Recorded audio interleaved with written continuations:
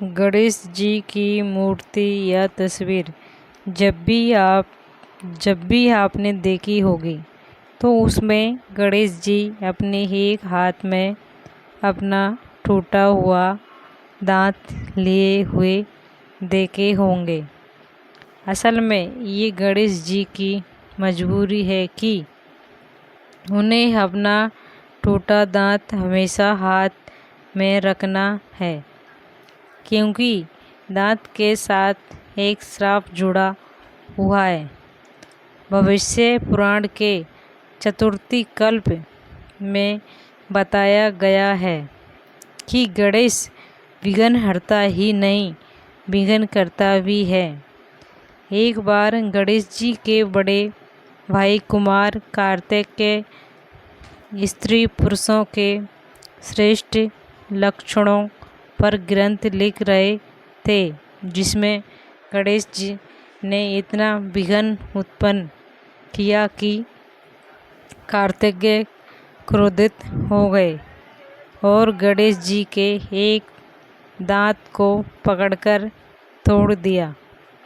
भगवान शिव जी तक जब ये बात पहुंची तो उन्होंने कुमार कार्तिकेय को समझाकर गणेश जी को उनका टूटा दांत वापस दिलवा दिया, लेकिन एक श्राप भी दे दिया। कार्तिकेय ने कहा कि गणेश जी को अपना टूटा दांत हमेशा अपने हाथ में रखना होगा।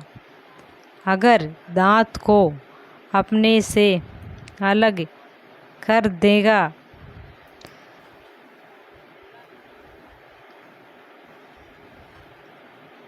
तो यही टूटा दांत इन्हें वश कर देगा। गणेश जी ने इस श्राप को स्वीकार करके हुए कार्तिकेय से अपना टूटा दांत ले लिया। इसी मान्यता के गणेश जी ने अपनी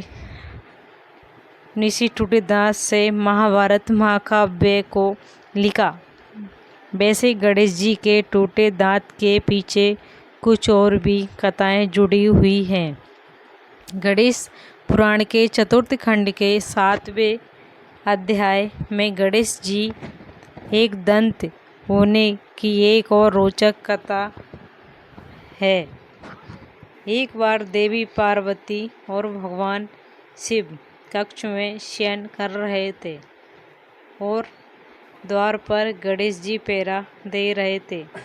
उस समय कार्तवीर्य का वध करके परशुराम जी अति उत्साहित होकर कैलाश पर पहुँचे और तत्काल शिव जी से मिलने की इच्छा प्रकट की, लेकिन गणेश जी ने परशुराम जी को शिव जी के पास कक्ष में जाने से रोक दिया।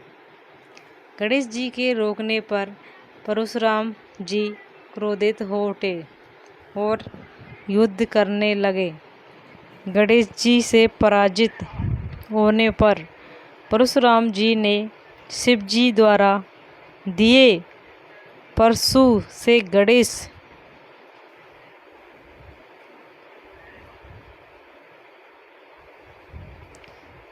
से गणेश जी पर प्रहार कर दिया।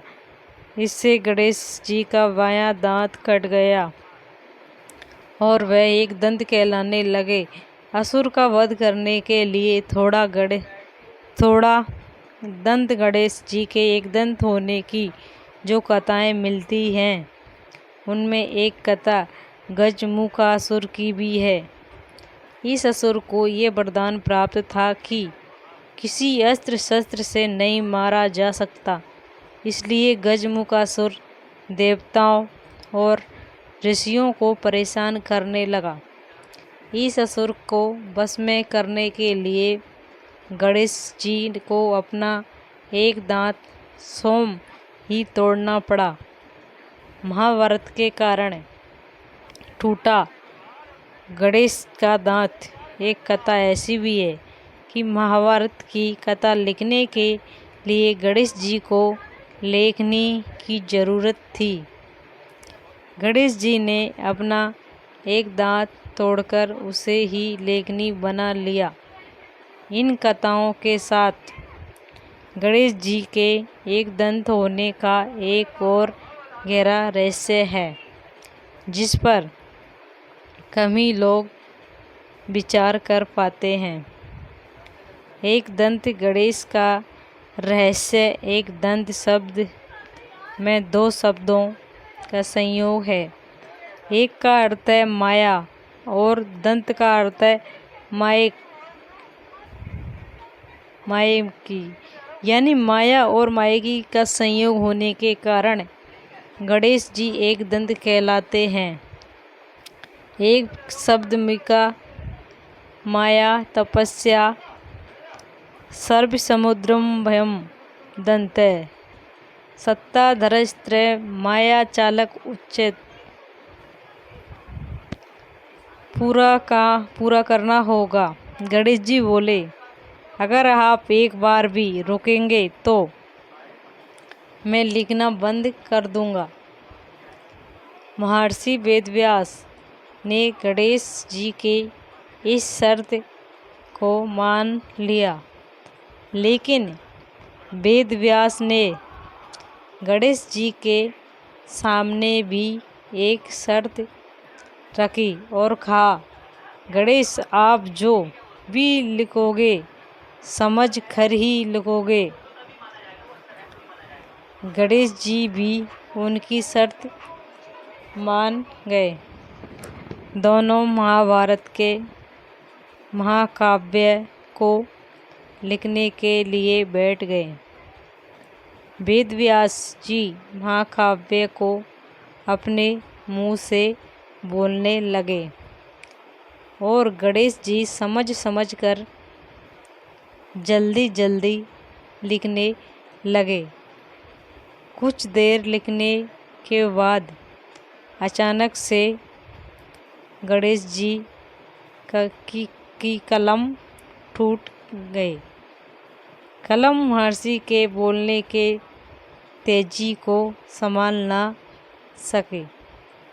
गणेश जी समझ गए कि उन्हें थोड़ा सा गर्व हो गया था और उन्होंने महर्षि को शक्ति और ज्ञान को ना समझा। उसके बाद उन्होंने धीरे से अपने एक दंत को तोड़ दिया और स्याही में डूबा कर दोबारा महाभारत की कथा लिखने लगे। जब भी वेदव्यास को थकान महसूस होता, वे एक मुश्किल सा छंद बोलते, जिसको समझने और लिखने के लिए गणेश जी को ज़्यादा समय लग जाता और महर्षि को आराम करने का समय भी मिल जाता था। इस तरह महर्षि वेदव्यास जी और गणेश जी को महाभारत लिखने में 3 वर्ष लग गए थे। अगर आपको हमारी ये कहानी अच्छी लगी हो तो हमारी वीडियो को लाइक, शेयर एंड सब्सक्राइब ज़रूर करें, ताकि हमारी आने वाली वीडियो आप तक पहुंच सके। धन्यवाद।